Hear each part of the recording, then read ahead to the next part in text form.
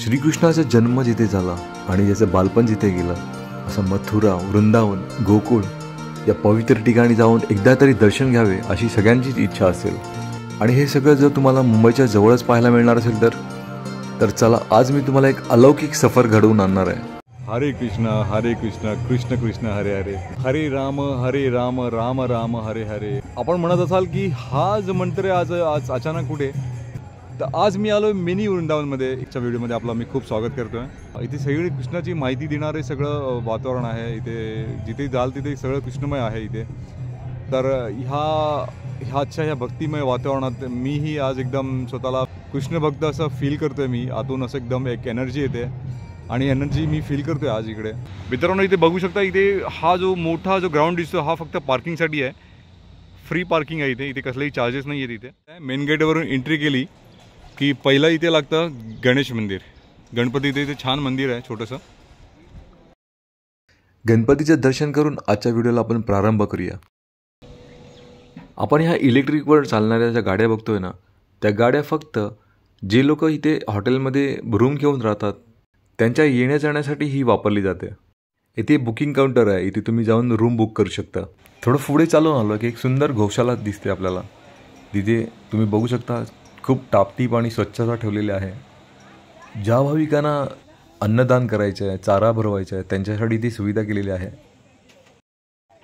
इथे गावातल्या ताज्या भाज्याही मिळतील, त्याचे रेट आणि इथे तुम्हाला दिसतील फलक लावलेला आहे. इथे श्रीनाथजी कॅफे म्हणून आहे. इथे तुम्हाला ब्रेकफास्टपासून लंच डिनर सगळं मिळेल. इथे नाश्त्याचे पण बरेच प्रकार आहेत. Lunch, dinner, coffee, brownie, sweets तर बरंच इथे अवेलेबल आहे. आता आपण जाऊया राधा वृंदावन बिहारी मंदिरमध्ये.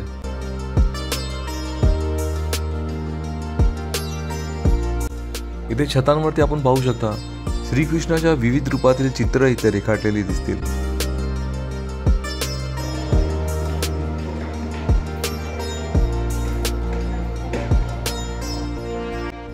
या मंदिराच्या भिंतींवरती भगवान विष्णूच्या विविध अवतारातील सुंदर कोरीव काम केलेले शिल्प आपल्याला पाहायला मिळतील. पालघरमध्ये गोवर्धन इको विलेजमध्ये जवळजवळ हुबेहूब वृंदावन बनवलेलं आहे 100 एकरमध्ये.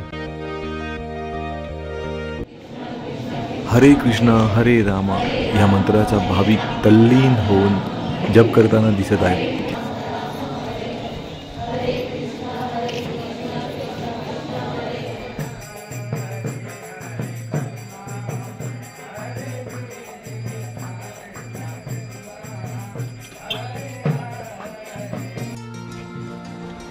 इथे एक सुंदर राधाकृष्णाचं मंदिर आहे. चला आपण दर्शन घेऊया. इकडच्या मूर्ती तर फारच सुंदर आहेत. आजूबाजूला निसर्गरम्य परिसर आणि हे सुंदर स्वच्छ टापटीप असं मंदिर पाहून इकडे निघावसंच मन नाही करत. हा व्हिडिओ शेवटपर्यंत पहा, अजून पुढे बरीच माहिती आहे. तर चला आपण आता वृंदावनमध्ये जाऊया. सकाळी 10:30 ते संध्याकाळी 6:30 पर्यंत खुलं असतं. या ठिकाणी ठिकठिकाणी परिक्रमा मार्गाचे बोर्ड लावलेले आहेत. आता मी आलो आहे जिथे वासुदेव आणि देवकी कारागृहात असताना श्रीकृष्णाने जन्म घेतला होता.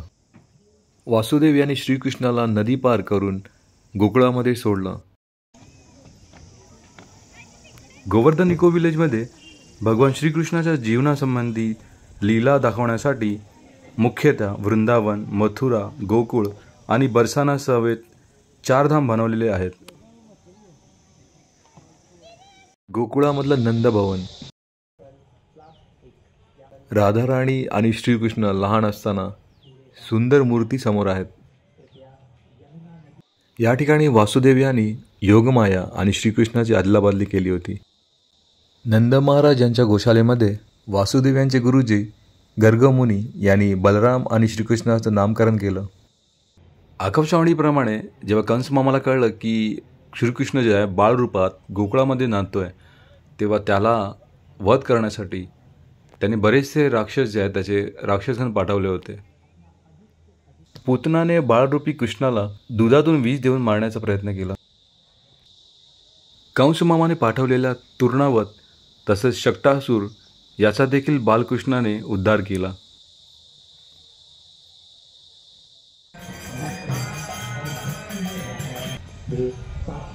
धेनुकासूर याचा देखील वध करून श्रीकृष्णाने त्याचा उद्धार केला. श्री वृंदावन धाम में हम आप सभी का ब्रह्मांड घाट या ठिकाणी बलराम आणि बाळगोपाळाने माता यशोदेजवळ श्रीकृष्णाने इकडची माती खाल्ली म्हणून तक्रार केली होती. तेव्हा माता यशोदेने श्रीकृष्णाच्या तोंडामध्ये अख्खं ब्रह्मांड बघितलं होतं.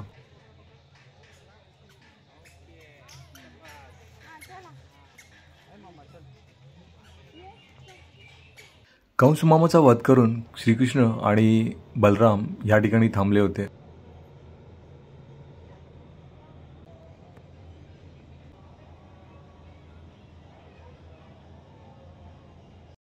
संपूर्ण परिसराचा हा मॅप आहे.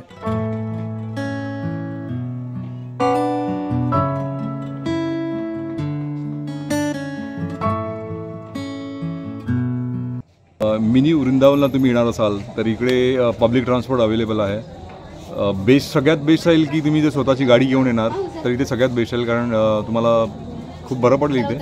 इथे पार्किंग पण व्यवस्थित अवेलेबल आहे, त्यामुळे पार्किंगचं टेन्शन नाही आहे इथे. पब्लिक ट्रान्सपोर्टनी तुम्ही येणार असाल तर वेस्टर्न लाईनवरून तुम्ही डहाणूची ट्रेन पकडून पालघरला उतरा. पालघरवरून तुम्ही STने मस्ताननाकाला उतरून येऊ शकता आणि STचं तिकीट आहे 35 रुपीज. मस्ताननाकावरून तुम्ही प्रायव्हेट रिक्षा करून किंवा शेअरिंग रिक्षा करून येऊ शकता, जिथे शेअरिंग रिक्षाचे पर पर्सन आहे 50 रुपये. तुम्ही इझिली येऊ शकता इथे.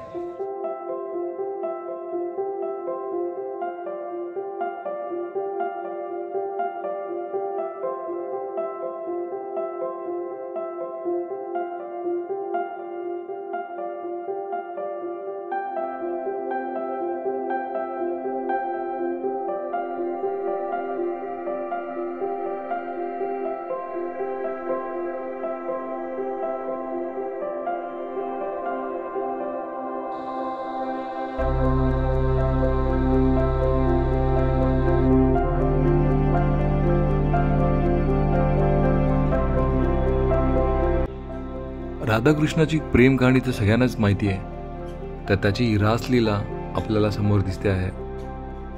राधाकृष्णाच्या प्रेमाची आजही उपमा दिली जाते. आता समोर दिसतोय तो कालिया घाट. याच ठिकाणी श्रीकृष्णाने विषारी कालिया नागाचा पराजय करून आपल्या जनतेला त्याच्या त्रासापासून मुक्त केलं होतं.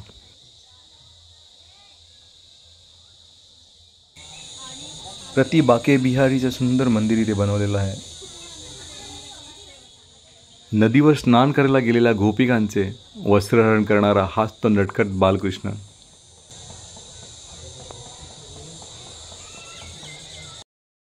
जर तुम्ही पब्लिक ट्रान्सपोर्टनी जाणार असाल तर निघताना शक्यतो 5-5:30च्या आधी निघा, कारण जितकं लेट तुम्ही निघाल तितकं पब्लिक ट्रान्सपोर्ट तुम्हाला फाईंड करणं खूप कठीण होऊन जाईल. संस्थेच्या वतीने या ठिकाणी प्रत्येक अर्धा एक तासाने एक टूर आयोजन केली जाते, ज्यामध्ये सगळी सविस्तर माहिती दिली जाते.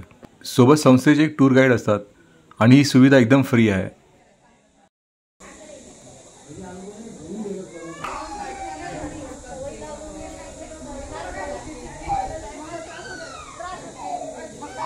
इंद्रदेवाच्या क्रोधापासून आपल्या गावकऱ्यांची रक्षा करण्यासाठी एका करंगळीवर गोवर्धन पर्वत उचलणारा श्रीकृष्ण. या ठिकाणी छोटी अशी गोवर्धन पर्वताची प्रतिकृती बनवण्यात आलेली आहे. या गोवर्धन पर्वताची परिक्रमा तुम्ही अवघ्या 10 मिनिटात करू शकता.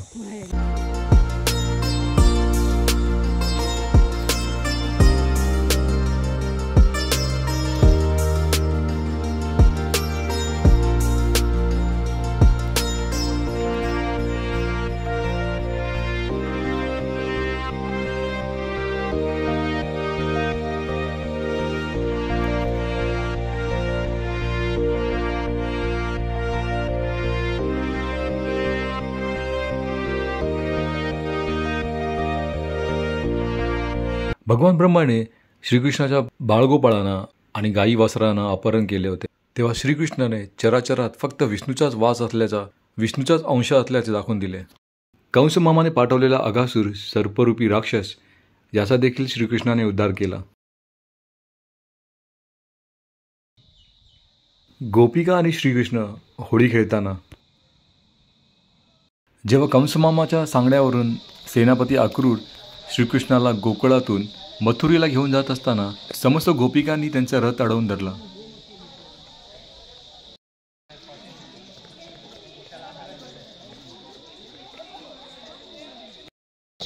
हा विशाल नंदभवन जिथे श्रीकृष्ण आणि बलराम यांनी लहानपणी आपल्या लीला केल्या होत्या.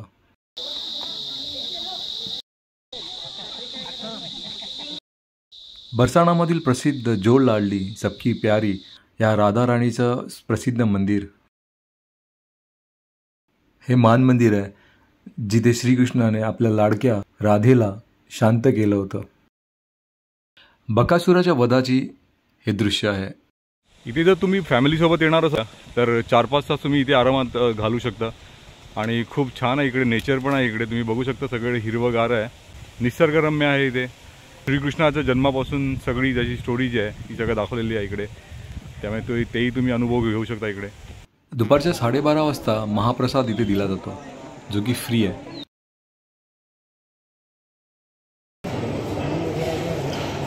खाना खाने के टाइम पे अवॉइड करें.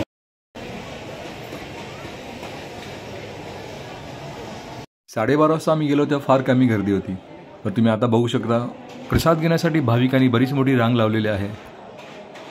आताच आमचं सात्विक जेवण झालं इथे. जेवणही खूप छान होतं, सिम्पल होतं आणि खूप टेस्टी होतं. खूप गर्दी होती इथे. संध्याकाळी 6:30 वाजता इथे यमुना आरती केली जाते. हा एक अद्भुत अनुभव आहे. कृष्ण भक्तीचा हा मिनी वृंदावनचा व्हिडिओ आपल्याला आवडला असेल तर लाईक, शेअर आणि सबस्क्राईब नक्की करा. धन्यवाद.